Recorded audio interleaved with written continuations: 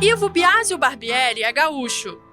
Graduou-se em Letras Neolatinas na Universidade Federal do Rio Grande do Sul e em Filosofia pela PUC no mesmo estado. Em 1965, já no Rio, fez especialização em literatura brasileira na UFRJ e no ano seguinte já era nosso professor. Eu cheguei em 66, portanto, a UERJ naquela época era ainda muito nova, ela não tinha um campus como esse aqui, em que ela está concentrada, os seus maiores cursos estão aqui, próximo do hospital e do biomédico. Ela tinha um curso disseminados pelo Rio de Janeiro, dispersos. Eu, como professor de literatura, trabalhava na Doc Lobo, onde estavam os cursos de filosofia, letras, história, ciências, matemática, na famosa unidade de filosofia, ciências e letras.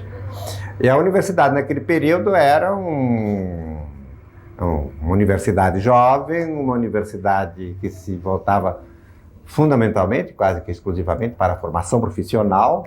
Formava médicos, engenheiros, professores, advogados, essa que era a sua vocação naquele momento.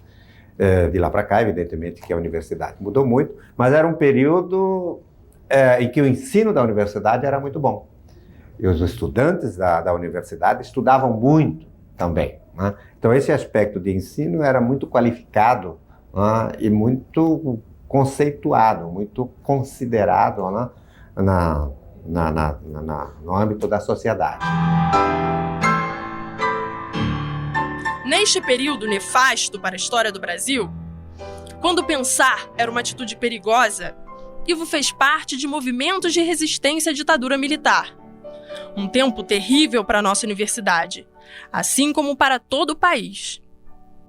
Estávamos num período do regime militar, portanto, com muitas restrições, com repressão também, movimentos estudantis que eram vistos como subversão, professores que tinham que tomar determinados cuidados também, porque eram, obviamente, bastante vigiados, quer dizer, a universidade não tinha essa abertura de debate, de discussão, a circulação de ideias era muito mais limitada, mas ela estava bem sintonizada com a sua responsabilidade social, com a sua responsabilidade política e cultural.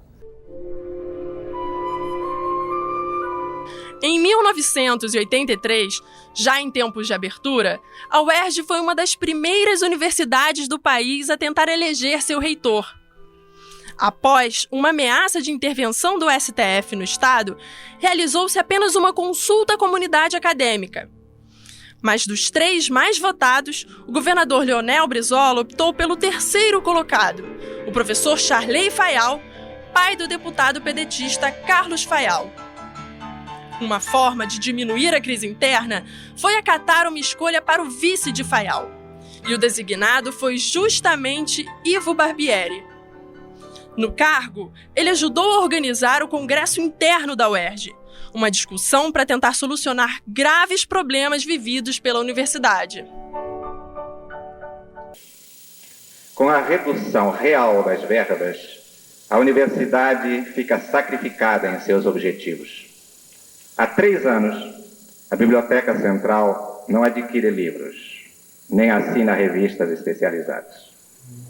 Laboratórios, biotérios e serviços, na penúria, sobrevivem graças à teimosia e ao idealismo de alguns. Quanto à qualificação docente, 50% das unidades encontram-se sem titular.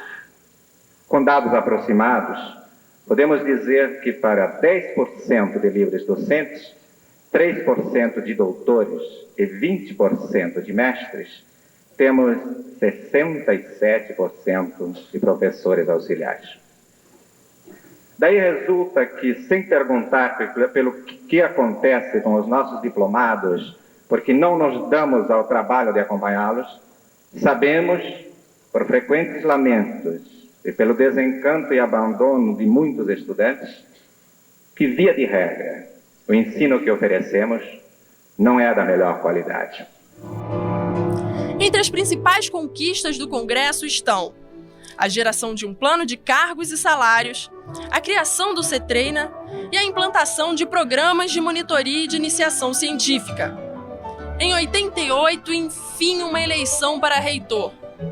O então governador Moreira Franco aceitou o desejo da maioria dos professores, funcionários e alunos, e a chapa Ivo Barbieri e José Regazzi foi empossada.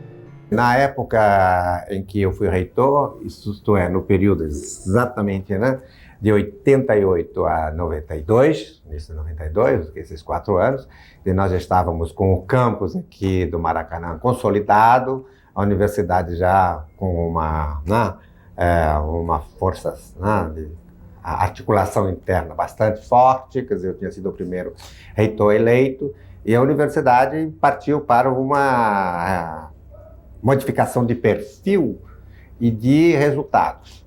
Se a pesquisa passou a ter um peso significativo, a qualificação dos professores, né? Foi um programa que já vinha se realizando anteriormente e foi fortemente intensificado e incentivado nesse período, né? E se procurou fazer bastante, né, a articulação entre cursos, né, e fazer com que a universidade tivesse, sem ser centralizadora, ou sem ser excessivamente centralista, que ela tivesse uma articulação, que os seus cursos, as suas atividades, por mais diversificadas que fossem, eram e continuam sendo, elas tinham um denominador comum, quer dizer, uma marca, né, que definia e identificava como sendo aquelas atividades as mais diversificadas, atividades universitárias, precisamente da UERJ. Mas a universidade tem perspectivas muito mais promissoras e muito mais positivas, eu acredito hoje, estou convencido hoje, do que ela teve, por exemplo, no ano em que eu assumi. Eu vivia uma situação muito crítica, tanto do ponto de vista de recursos para a universidade, dos 4 anos do meu reitorado, os 2 primeiros anos, nós não recebemos absolutamente nada do governo do Estado, excetuado folha de pagamento. A captação da universidade de recursos através de sua prestação de serviços, de convênios, era muito limitada, mesmo em termos, né, de receber recursos dos órgãos de fomento à pesquisa, né? Era muito pequena, convênios não eram lá abundantes, e a universidade sobrevivia dentro dessa limitação de recursos e condições materiais muito precárias. Não tínhamos uma rede de computadores que temos hoje, toda a folha de pessoal era manipulada manualmente, o cadastro de pessoal ainda estava em fichinhas usadas manualmente. Vocês imaginam, né? 6.000 funcionários, 2.000 professores e 4.000 servidores técnico-administrativos, mais ou menos, na época, né? Tudo operado manualmente. Quer dizer, nós evoluímos de uma situação artesanal para uma situação lá de qualificação técnica, que representa um salto enorme. A universidade está muito bem conceituada, tanto nas avaliações externas, pelo Ministério da Educação, né, pelos órgãos de pesquisa, e ela tem, né, condição de, né, se impor, né, culturalmente, socialmente, cientificamente, e aparecer, ela tem muito mais visibilidade do que tinha. E com esse impulso, a situação tende muito... Eu acho que nós temos que voltar, assim, especificamente, né, muito particularmente para a questão da formação. E acho que os estudantes, né, merecem isso, quer dizer, os que estão chegando agora na universidade, eles são parte ativa nesse processo, eles não são apenas receptivos, né, e eles também têm o que dizer e fazer para essa renovação constante da universidade. 2 anos após terminar seu mandato, em 94, esteve à frente da editora da UERJ. A universidade não tinha tecnologia, o know-how de fazer livros, né? E agora ela tem uma equipe que faz desde a preparação dos originais, a revisão técnica, a diagramação, né? E a gente faz só a impressão fora da universidade. E o resto tudo é feito aqui dentro. O cargo estava em ótimas mãos.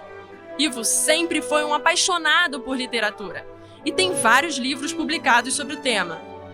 Aliás, para o nosso ex-reitor, só existe uma saída para que a educação se fortaleça em nosso país: a leitura.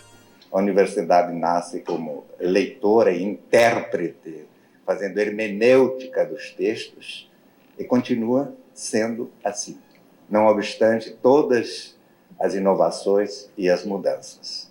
O livro é ainda uma peça, um objeto fundamental para decidir estrategicamente a política no mundo hoje. Se alguém duvidar, que vá a Washington e vê à noite como ficam as livrarias de Washington. Como são visitadas, procuradas, como se lê, como se pesquisa, como se estuda. Hoje, no Brasil, eu acredito que a questão crucial, o desafio maior é o desafio da leitura, porque é ali que se decide a qualidade da educação, que é a qualificação intelectual, técnica, humana, literária, no sentido de palavra escrita, dos quadros que vão precisar, que o desenvolvimento do país precisa. Portanto, teremos que fazer todo um trabalho a respeito da leitura desde a alfabetização.